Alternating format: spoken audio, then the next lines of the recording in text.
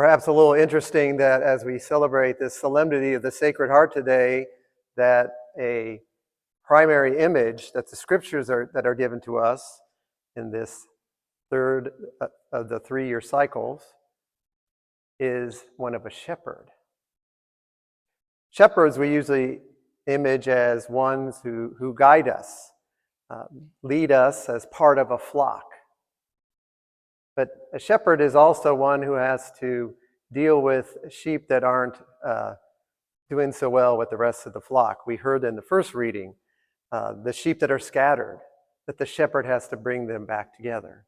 We heard in the gospel that the shepherd has to go and search out the one who gets separated and away from the rest of the flock. The shepherd is the one who is dealing with the sheep who are in that mode of separation, not just from others, but usually that happens a lot from ourselves and certainly from God. If you think about it, the shepherd is the one who has to deal with the sheep he might call the pain in his neck, maybe the pain in some other part of the body, but it's really the pain of his heart. Even though we were sinners, Christ died for us. Part of the devotion to the Sacred Heart is that this heart is wounded, has the crown of thorns around it. And part of the wound of the heart of Christ is the wound of our own sins.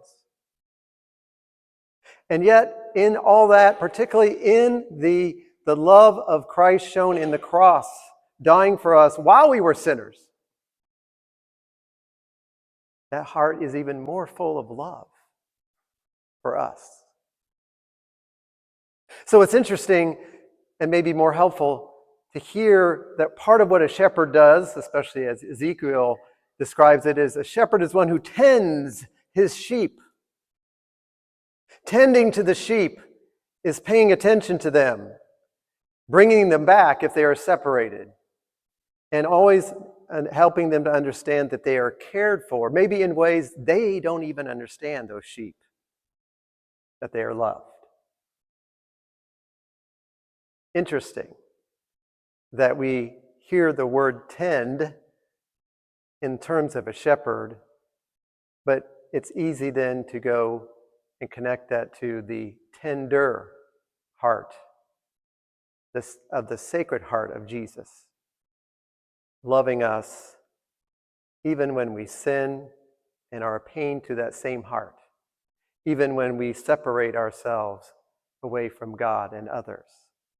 And this is the power of the love of God symbolized in the Sacred Heart. So, perhaps a wonderful prayer rooted in the Sacred Heart today is, Jesus, the tender of my heart, love me with your tender heart.